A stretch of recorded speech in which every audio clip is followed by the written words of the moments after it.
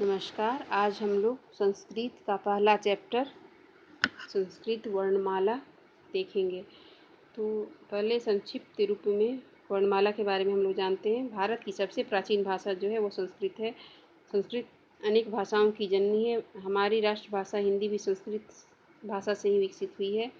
और भाषा क्या है? तो भाषा वह विद्या है जिसके द्वारा हम लोग अपने भावनाओं को लिख कर, बोल कर और दूसरे की बात समझने के लिए सुनकर या पढ़ कर के करते हैं। वर्ण क्या है? तो वर्ण वह मूलध्वनि है जिसका कोई भी खंड नहीं किया जा सकता है। भाषा की सबसे छोटी इकाई वर्ण है। सही क्रम में लिखे गए वर्णों के समूह को वर्णमाला कहते हैं। संस्कृत व हिंदी भाषा की वर्णमाला एक ही है।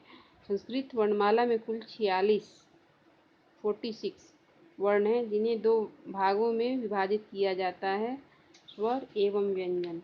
स्वर वे हैं जिनको बोलने के लिए अन्य वर्ण की सहायता नहीं लेनी पड़ती है।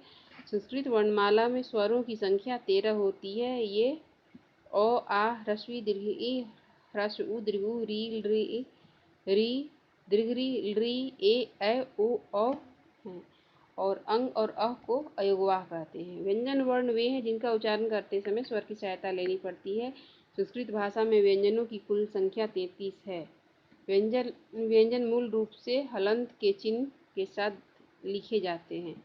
जैसे क व्यंजन का मूल रूप क हल है। व्यंजन को 5 वर्गों में विभाजित किया गया है। प्रत्येक वर्ग में 5 वर्ण होते हैं। प्रत्येक वर्ग का नाम उसके प्रथम वर्ण के नाम पर रखा गया है। जैसे क वर्ग है तो क से अंग तक ये 5 वर्ण है, लेकिन इसको क वर्ग बोला जाता है। इसी तरह से च वर्ग, ट वर्ग, त वर्ग, प वर्ग है। तो अभी हम लोग इसका प्रश्नोत्तर देखेंगे।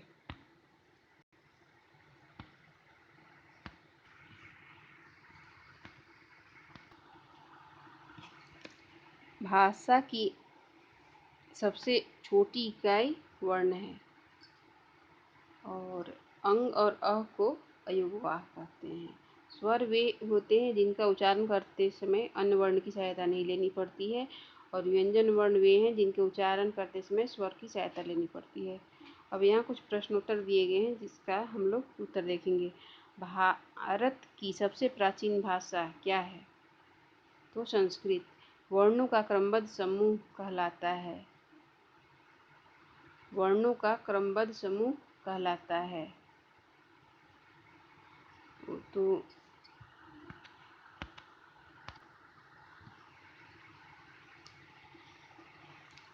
वर्णों का क्रमबद्ध समूह वर्णमाला कहलाता है। यहाँ पे ये रॉन्ग टिक लगाया हुआ है। वर्णों का क्रमबद्ध समूह वर्णमाला होता है। वर्गों का नाम वर्ग के प्रथम वर्ण पर आधारित होता है। वर्ग के प्रथम वर्ण पर आधारित होता है।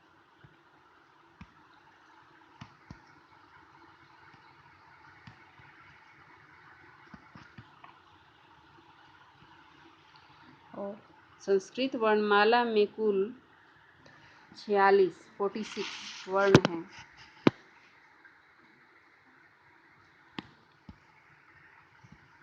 अब है शुद्धम उच्चारणम कुरुतः, शुद्ध उच्चारण कीजिए।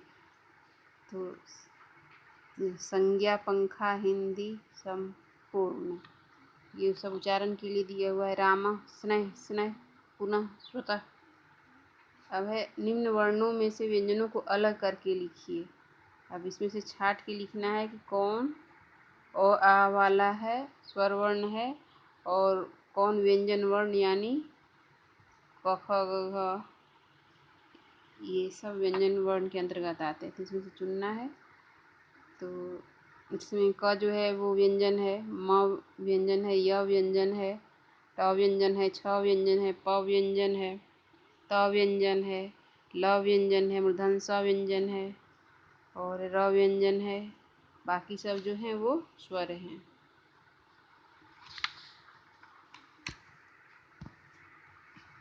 अब आगे है व्यंजनैः सह स्वरान् मेलयत लिखत च। व्यंजनों के साथ स्वरों को मिलाइए और लिखिए।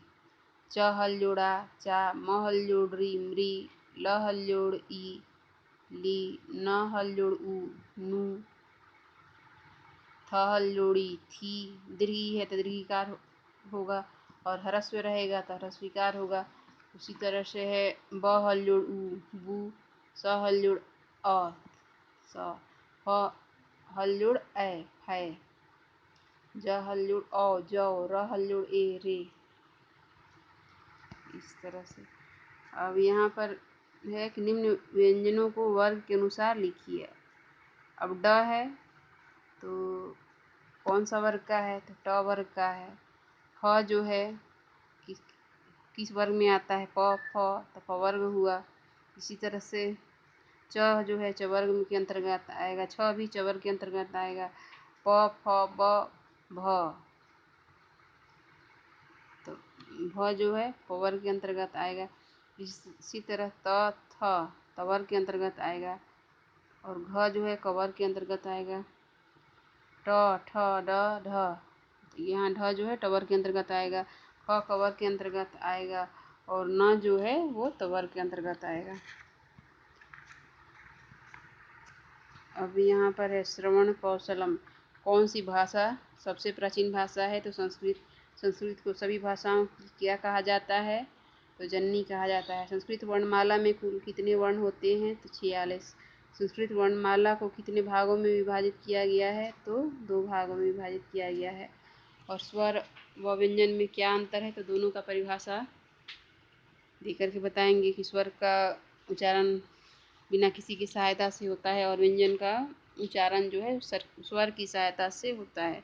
व्यंजन में स्वर लगाते ही उसका लोप हो जाता है, व्यंजन में स्वर लगाते ही उस किसका लोप हो जाता है, तो हलंत का लोप हो जाता है।